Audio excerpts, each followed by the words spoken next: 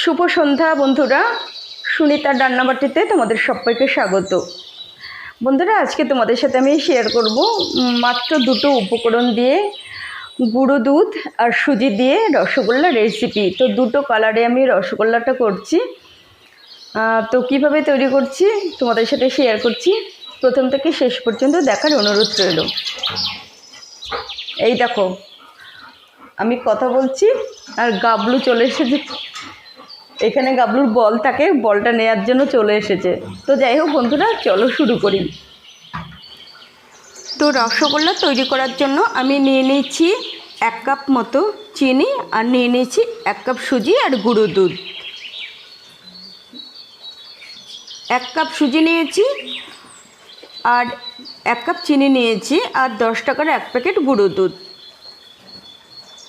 এবার সুজিটা আমি হালকা করে ভেজে নেব।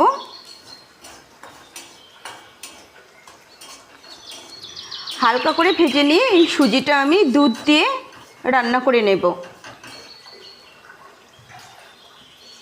তো ভাজা হয়ে গেছে, এবার এর মধ্যে দুধ দিয়ে দিচ্ছি, দুধ দিয়ে রান্না করে নেব।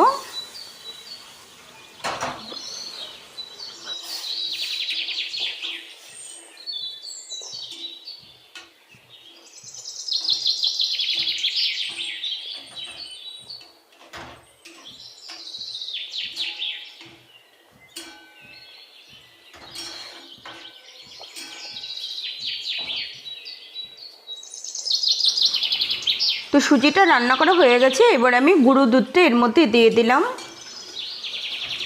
এবার নাড়াচাড়া করে গুঁড়ো দুধটা এর সাথে মিশিয়ে নেব, আর একটু শক্ত শক্ত হয়ে যাবে। যেরকম করে আমরা আটা মাখাই সেরকম করে এটা তৈরি করে নেব। রেডি হয়ে গেল, এবার নামিয়ে নেব।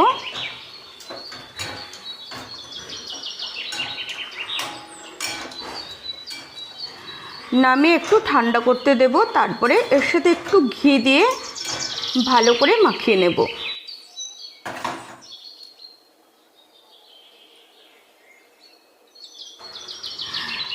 যাতে থালাতে এবং হাতে লেগে না যায়, তার জন্য হাতে একটু ঘি মাখিয়ে নিয়ে ভালো করে চটকে চটকে মাখিয়ে নেব, যাতে দানা দানা না থাকে। মাখানো হয়ে গেলে আমি এটাকে দুটো ভাগে ভাগ করে নেব। আমি তোমাদের আগেই বলেছি যে আমি দুটো কালারের রসগোল্লা তৈরি করব। আমি একটা ভাগে অরেঞ্জ ফুড কালার দিয়ে দিচ্ছি, অরেঞ্জ কালারের ফুড কালার দিয়ে দিলাম, আর একটু বেশি দিয়ে দিলাম।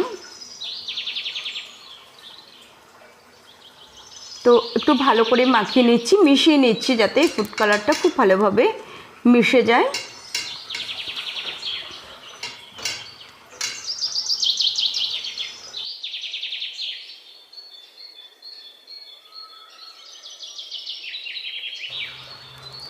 আমি এই রসগোল্লাগুলো ছোট ছোট করে তৈরি করব।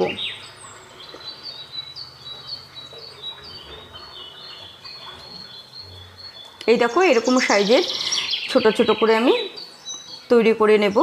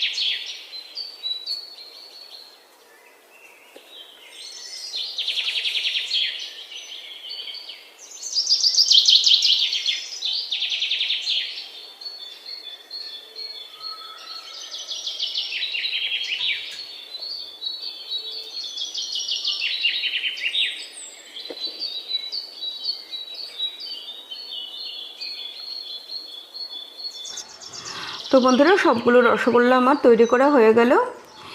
এবার চলো রসগোল্লার শিরাটা তৈরি করে নিই।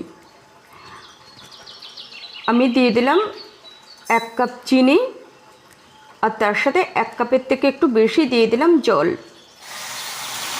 যতক্ষণ পর্যন্ত চিনিটা না গলবে ততক্ষণ পর্যন্ত আস্তে আস্তে নাড়াচাড়া করতে থাকবো। তো বন্ধুরা, চিনিটা গলে গেছে এবং তারপরেও আমি 5 মিনিট মতো জাল করে নিয়েছি। শিরাটা রেডি হয়ে গেছে। এবার এর মধ্যে রসগোল্লাগুলো দিয়ে দিচ্ছি, দিয়ে আমি আরও 5 মিনিট মতো জাল করে তারপরে ঢাকা দিয়ে রেখে দেব।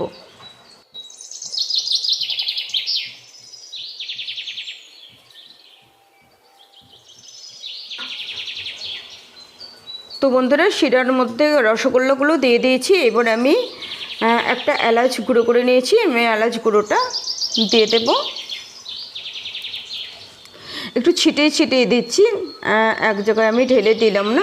তো যাই হোক বন্ধুরা, 5 মিনিট মতন আমি জাল করেছি এবং আরও 5 মিনিট মতন আমি জাল করে নেব, তাহলে শিরাটা আরেকটু ঘন হয়ে যাবে আর শিরাটা রসগোল্লার ভেতরে খুব ভালোভাবেই মিশে যাবে।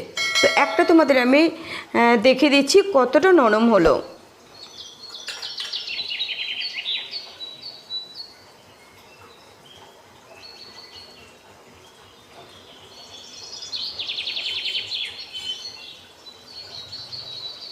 শিরাটা আরেকটু ঘন হবে এবং আরও 5 মিনিট মতন আমি জাল দিয়ে নেব, তারপরে ঢাকা দিয়ে রেখে দেব।